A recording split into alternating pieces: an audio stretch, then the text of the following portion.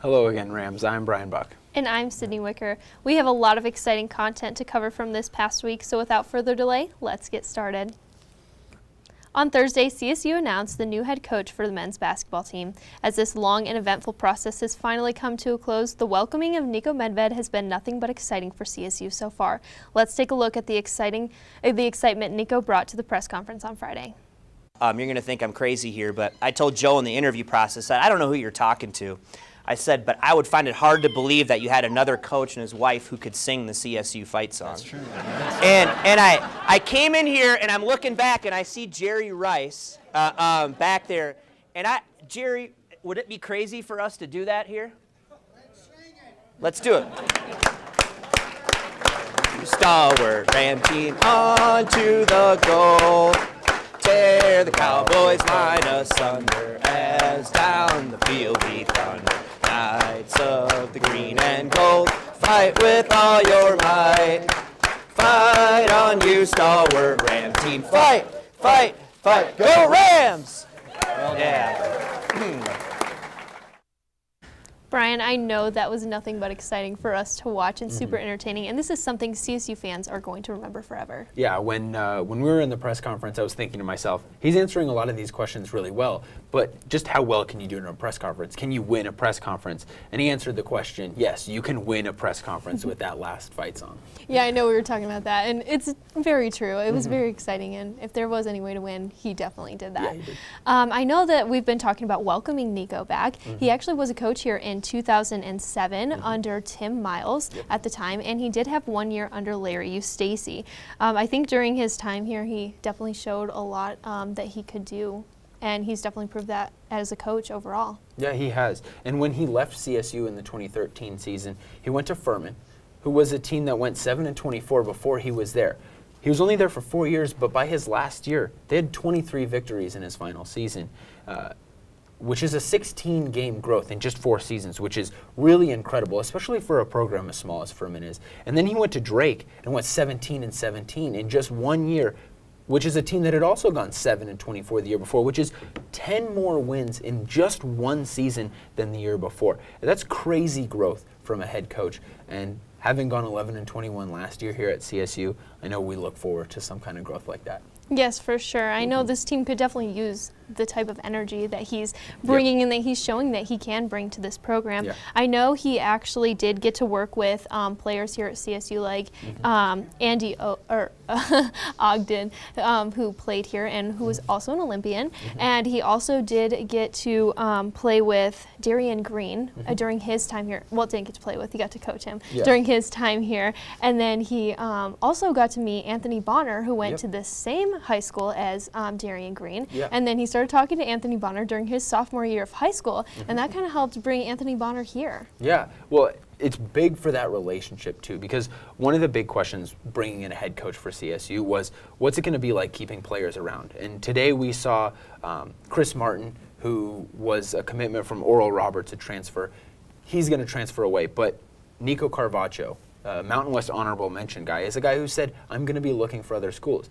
And when you have a relationship like Niko Medved and Anthony Bonner already have, and you come to this program and Anthony Bonner can convey his good relationship with you to the rest of the players, it's going to establish a relationship between Medved and the rest of the players faster than it ever would. So that's a really unique connection that Medved and this player group have right now. Yes, for sure. I know he talked about that, and that's definitely something that will help out this team. But he mentioned a little bit in the press conference about his style and what he's planning on bringing to CSU. Let's take a look at what he had to say. Well, hopefully a winning style. That's what I would say, a winning style. And I think that, fans will see the way our teams will play. They'll play hard. They'll play with passion. I mean, we something that my teams are known for, we get a missed shot or a turnover. I mean, we work on transition offense every day. I mean, we really want to get out and attack and spread the floor. And my teams get back on defense. We challenge teams who make it difficult for them to score on us. I want teams who share the ball, who move the ball, who play unselfishly. And I think that fans can see that. They can see when teams are playing with a certain energy and they're sharing the ball and they're playing together and they're playing for each other. And that's what I want it to look like, and it will look like that. To view the entire press conference, you can go to the CTV 11 YouTube page. Although all of the excitement has been on the announcement of a new head coach, Niko Medved, there's news from the team that 2 new assistant coaches have been hired as of today. Both Ali Farokhmanesh and J.R. Blunt, who worked with Medved at Drake last year, will join the CSU program effective immediately. Farokhmanesh has worked with former CSU head coach Tim Miles for 3 years at Nebraska and left to work with Medved at Drake last year. Blunt has been an assistant at Drake since 2014 and was a former captain and team MVP player for current NCAA tournament Cinderella team Loyola Chicago. On Thursday, the CSU lacrosse team took on number 3 ranked Grand Canyon University. With a slow start, the Rams allowed 3 points for GCU in the first half alone. Coming out of the half, the Rams were able to see their first goal on the board by sophomore Derek DeHolante. After that, it was a straight shootout between the 2 teams. 2 minutes after the first goal, freshman Josh Kelly was also able to put up a second point for the Rams. The drive only continued for CSU, where they were able to win 7-6. In the fourth quarter alone, the Rams put up 5 points. CSU hopes to start a winning streak tomorrow, where they will take on Cal Poly at 6 p.m. on the intramural fields.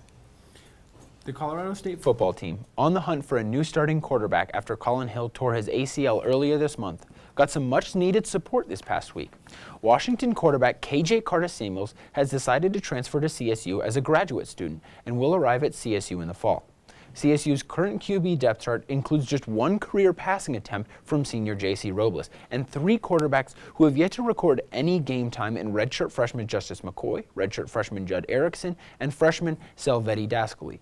Carter-Samuels has 25 career appearances and 1 start while backing up 2016 Pac-12 Offensive Player of the Year Jake Browning at Washington.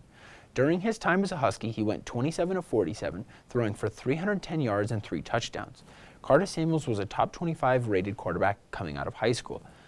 And he was also previously reported to have signed with UCLA, but CSU kept up its effort to recruit him and was able to flip him away from UCLA head coach Chip Kelly.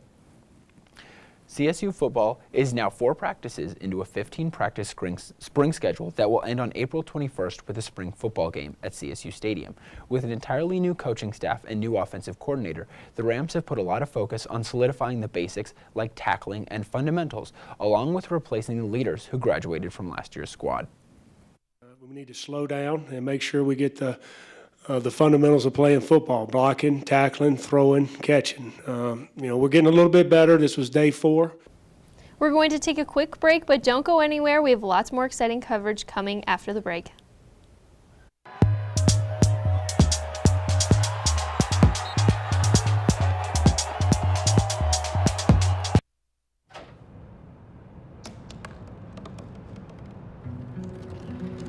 They said I couldn't dream. Called me a piece of trash and swore that's all I'd ever be.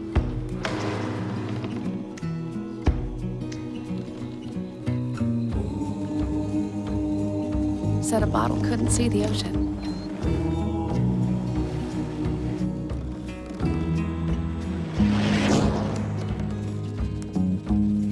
Give up.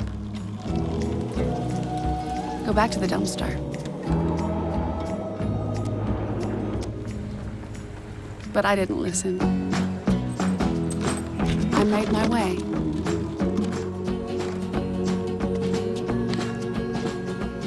And now, I am what I've always wanted to be.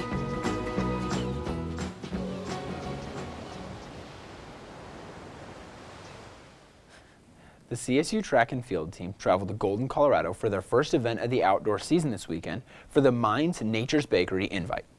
As a team, the Rams won a laundry list of events, especially on the track side. 2 freshmen recorded CSU freshman records: Jessica Ozade, who ran the 200-meter in 23.83 seconds, and Destiny Rocker, who ran the 100-meter hurdles in 13.45 seconds, both winning their races. Ozade also won the 400-meter sprint. Other top performers include Ronald Sales in the men's 200 meters, Jalen Hunter in the men's 110-meter hurdles, and the top spot in the women's and men's 400-meter hurdles by Anne-Marie Carlson and Darius Smith.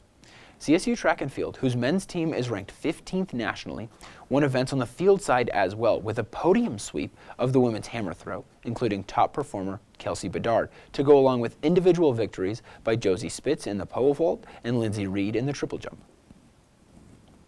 The CSU tennis team was not expecting the results that they had got this weekend, but before their match on Saturday, I was able to get to know the team a little bit more. Let's take a look. Yeah, so I started playing when I was probably around like 5 or 6, and my mom, she had played in high school, and then my sister, she's 2 years older than me, and I think my family just really wanted to get into it, and you know, we just joined a couple tennis clubs, and yeah, I've been doing it ever since I was like 6 years old. Well, I come from a tennis family. My dad played college tennis and is my coach. And I have 2 older brothers who play Division I tennis, so I've really grown up around the sport. So like we've always said kind of as a joke, like I've been playing ever since like my dad would sit me in his lap as a baby and just like hold my arms and did practice swings. So it's been a long time. The CSU tennis team may be short in numbers, but they think it is a benefit to them as a team. Yeah, well, I came in actually knowing the 2 other freshmen. We're all from the Midwest. They're from Wisconsin, and I'm from Illinois. So that was really easy. We were able to hang out a lot over the summer beforehand, and also it's a really small team. Like, we're unusually small. There's only 7 of us, and that makes us way more tight-knit.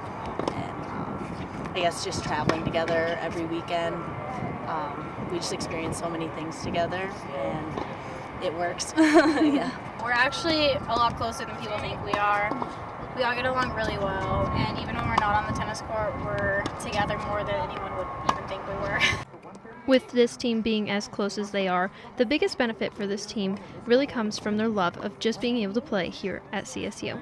I think it's really cool. I really love it out here, and I'm super happy I decided to come here. And I've only ever lived in Wisconsin my whole life, so experiencing like this new area is really special.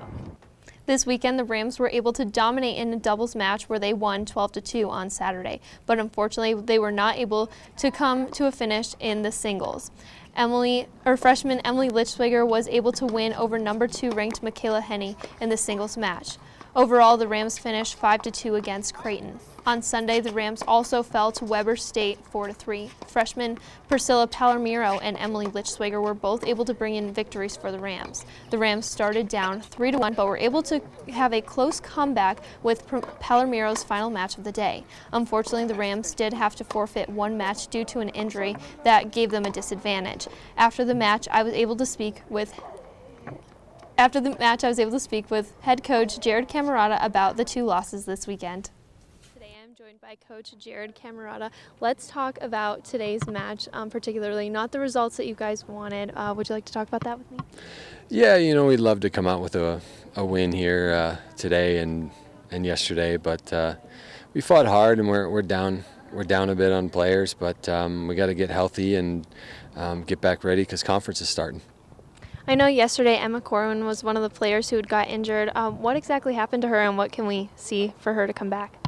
Yeah, she hurt her hand, and you know, it's just nothing serious. But I think she'll be back. She's ready. She's tough, and she's played through other things before. So I have faith that she'll be back and ready to go for Thursday for our conference match. I know you guys lost yesterday as well. What are you guys looking to come back from these past 2 losses this weekend? I don't know. I don't know if there's anything specific. You know, we just gotta keep putting in the extra time, keep getting better, and really put in the extra time in the training room to get healthy. I know you did say you have a match on Thursday. What are you guys looking forward to improve from here to then? Yeah, 3 o'clock Thursday. We play Utah State first home or first conference match, and it's home as well.